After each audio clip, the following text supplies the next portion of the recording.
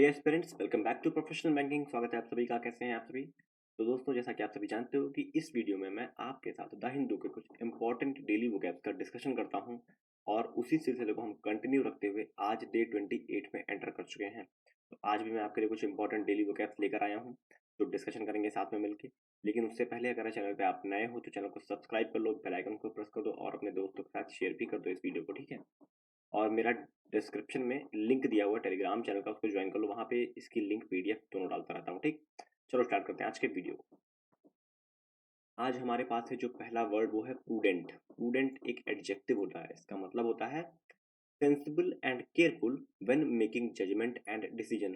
तो किसी जजमेंट मतलब कुछ आप किसी को कहते हो, जजमेंट दे रहे हो तो जिससे किसी की लाइफ बदल सकती है, ठीक है?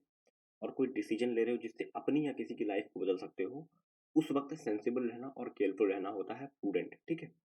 और हम सिनोनिम देखें इसके तो वाइज होना और कॉशियस होना, मतलब चिंताजनक नहीं होता कि चौकन्ना रहना, ठीक? एंटोनिम को देखें तो केयरलेस होना, इम्प्रूडेंट होना, मतलब कोई परवाह नहीं है किसी चीज की, ठीक है? सेंटेंस में इसका यूज देखें, sometime it is prudent to keep your mouth closed and just listen.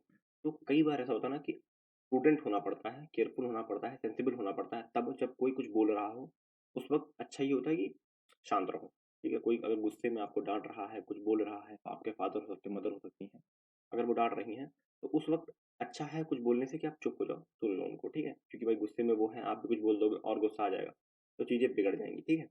तो यहाँ पे सेंटेंस में कुछ ऐसा यूज किया गया है इसको, ठीक? ये देखते हैं। आगे है मेरिट। मेरिट एक नाउन होता है। इसका मतलब होता है the quality of being good. तो अच्छा होने की जो क्वालिटी होती है वो होती है मेरिट, ठीक है? और सिनोनिम देखें तो गुडनेस होता है, स्टैंडर्ड होता है, क्वालिटी होता है। एंटोनिम देखें तो डीमेरिट है, फॉल्ट है और फ्लॉ है, ठीक है? और सेंटेंस में इसका यूज देखें, I can see some merit in his argument. तो मैं देख सकता हूँ कि उसके आर्ग्यूमेंट जो वो कर रहा है उसके आर्ग्यूमेंट में कोई स्टैंडर्ड या क्वालिटी है, ठीक है? उसके आर्ग्यूमेंट में दम है, तब वो बातें कर रहा है, वो कह रहा है, जो आर्ग्यूमेंट कर रहा है, जो बहस कर रहा है उसके बाद में दम है, ठीक है? मैं देख सकता हूँ, ऐसा सेंटेंस में कहा गया है, ठीक? चलो आगे देखते हैं। अगला जो वर्ड है हमारे पास वो है प्रोहिबिशन। एक नाउन होता है। का मतलब होता है अ लॉ और रूल दैट फॉरबिड समथिंग। मतलब एक कानून या नियम जो किसी चीज को मना करता है। एक पर्टिकुलर लॉ बनाया गया किसी चीज को रोकने के लिए, वो होता है प्रोहिबिशन करना। प्रोहिबिशन मतलब होता है रोकना। एक समझ लो, किसी चीज को रोकना, किसी पर्टिकुलर एक्टिविटी को रोकना, किसी पर्टिकुलर पर्सन को रोकना कुछ काम करने से, ठीक है? ये होता है प्रोहिबिशन। हम इसका सिनोनिम देखें अगर तो बैन करना और रिस्ट्रिक्शन लगाना होता है इसका सिनोनिम। एंटोनिम की बात करें तो परमिशन देना और अलाउंस देना इसके एंटोनिम हो जाएंगे। अगर हम इसका सेंटेंस में यूज देखें, दे argue that prohibition of drugs will always fail. तो वो आर्ग्यू कर रहे हैं, बहस कर रहे हैं कि जो प्रोहिबिशन ड्रग्स पे लगाया गया है वो हमेशा फेल हो जाता है। मतलब पता नहीं कैसा प्रोहिबिशन लगाते हैं कि वो फेल हो जाता है और ड्रग्स बिक रहे होते हैं धड़ल्ले से, ठीक है? चलो, ऐसा सेंटेंस में कहा गया है, ठीक? आगे देखते हैं। अगला जो वर्ड है वो है स्टाइमी। स्टाइमी एक वर्ब होती है। इसका मतलब होता है to prevent something from happening. तो किसी चीज को होने से रोकना, चाहे वो अच्छी चीज चाहे वो बुरी चीज हो, ठीक है? होने से पहले ही रोक देना उस चीज को होता है स्टाइमी करना, ठीक? इसका हम सिनोनिम देख तो हिंडर करना, ऑब्स्ट्रक्ट करना, इम्पेड करना। एंटोनिम की बात करें तो फैसिलिटेट करना, असिस्ट करना और एड करना, मतलब हेल्प करना, सपोर्ट करना, ठीक है? चलो, इसका सेंटेंस में अगर यूज देखें, the bad weather has time the police in their investigation. तो जो बैड वेदर था उसने रोक दिया पुलिस को, जो इन्वेस्टिगेशन कर रही थी पुलिस उसको, उससे, ठीक है? चलो, बैड वेदर मतलब बारिश हो सकती है, ठंडी बहुत ज़्यादा हो सकती है, बहुत ज़्यादा गर्मी हो सकती है, ऐसा कुछ मतलब, ठीक? आगे देखते हैं। अगला जो वर्ड है एग्रीव्ड। एग्रीव्ड एडजेक्टिव होता है। इसका मतलब होता है अपसेट और angry for being treated unfairly. तो आप कहीं जाओ किसी फंक्शन में, ठीक है? और वहां पे आपको जैसी आपने एक्सपेक्टेशन की थी कि ट्रीटमेंट मिलेगी वैसी ना मिले, तो आप एग्रीव्ड हो जाओगे, अपसेट हो जाओगे, ठीक है? वहां की मतलब ट्रीटमेंट से, ठीक है? चलो, फिर इसका सिनोनिम देखें तो हर्ट होना, ऑफेंड होना। और एंटोनिम को देखें तो सेटिस्फाई होना, प्लीज्ड होना। और सेंटेंस देखें, he was aggrieved the by by his farewell, होगा दा नहीं होगा, ठीक है?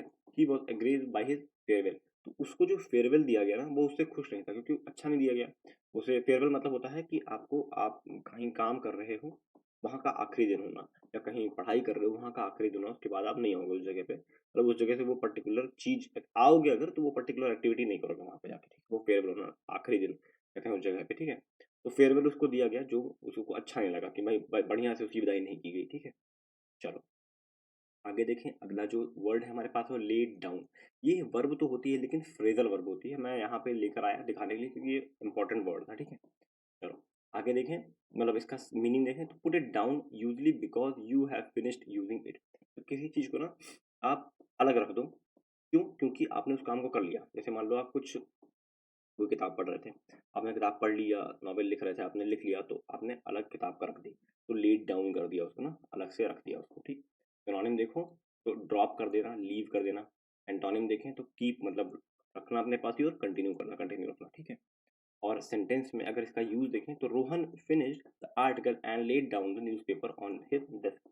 तो रोहन ने जो आर्टिकल था उसको फिनिश करके जो न्यूज़पेपर था उसको अपने डेस्क पे रख दिया, ठीक है?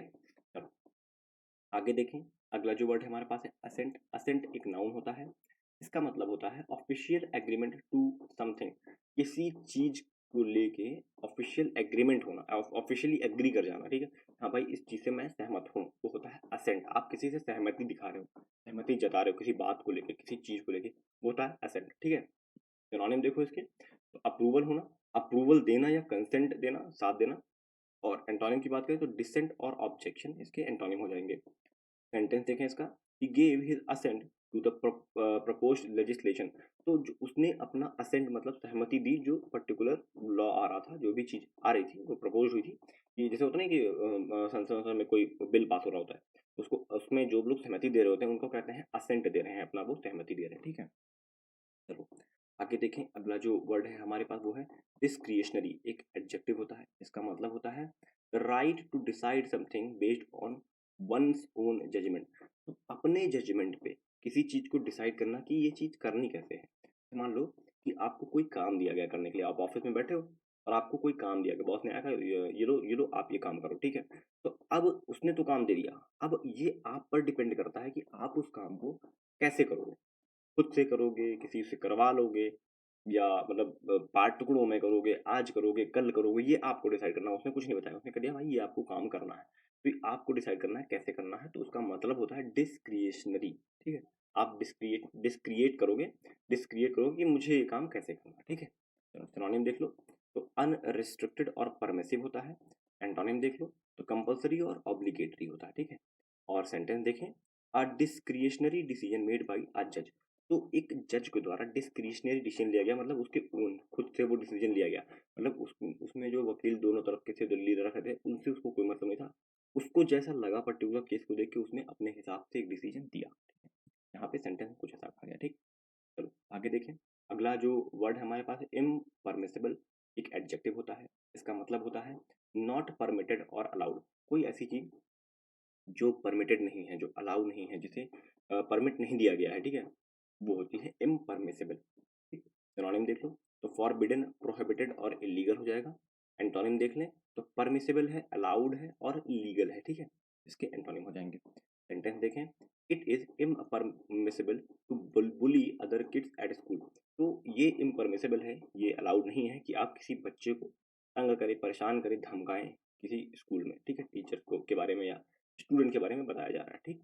चलो आगे देखें, अभी तो फिलहाल दोस्तों हमारे पास इतने ही वर्ड्स हैं, ठीक है? हम दो वर्ड लेकर आए हैं आपके लिए, एक है परसिस्टेंट, एक है विगर। ये दोनों बहुत ही इंपॉर्टेंट वर्ड है, ये आज के नहीं है, ठीक है? ये कल या परसों में जो क्लासेस हैं उसके हैं, ठीक है? इसके आपको क्या करना है, एक सिनोनिम एक एंटोनिम दोनों के, ठीक है? आपको लिखना है और कोशिश करना है एक सेंटेंस बनाइए। सेंटेंस कुछ भी बनाइए, छोटा सा बनाइए, चाहे जितना छोटा बनाइए, कोई दिक्कत नहीं, बस इसके मीनिंग खोजिए गूगल से या मेरे वीडियो देख के। उसके बाद उससे रिलेटेड कोई अपनी रियल लाइफ से एक सेंटेंस को कनेक्ट करके बनाइए। क्योंकि सेंटेंस नहीं बनाओगे ना दोस्तों, तो ऐसे में बहुत दिक्कत आ जाएगी आपको एग्जाम में, जब पीओ का पेपर दोगे और डिस्क्रिप्टिव का आएगा, वहाँ पे लेटर वैसे लिखना होता है। चलो लेटर तो हो जाता है, क्यों लेटर के एक पर्टिकुलर 12-13 टाइप होते हैं, उसी में से कोई एक आ जाता है, लेकिन ऐसे तो कुछ भी आ सकता है। तो वहाँ पे आपको, जब आप सेंटेंस नहीं क्रिएट करे रहोगे तो आपको वहाँ पे क्रिएशन में बहुत दिक्कत आएगी, ठीक है? यहाँ पे कोशिश करो क्रिएट करने की सेंटेंस, ठीक? आज के लिए दोस्तों इतना ही। वीडियो अच्छा लगा हो तो लाइक कर देना, चैनल को सब्सक्राइब कर लेना और अपने दोस्तों के साथ शेयर भी कर देना, ठीक है। और मेरा टेलीग्राम चैनल ज्वाइन कर लो, डिस्क्रिप्शन में लिंक दिया, वहाँ पे इसकी पीडीएफ और वीडियो की लिंक दोनों डालता हूँ। बाकी कोई भी अदर इन्फॉर्मेशन अगर मुझे देनी होगी तो मैं वहाँ पे इसकी वो इन्फॉर्मेशन टेलीग्राम पे ही देता हूँ अपने, ठीक है। चलो, आज के लिए इतना ही, मिलता हूँ नेक्स्ट वीडियो में, तब तक के लिए thank you and God bless you all.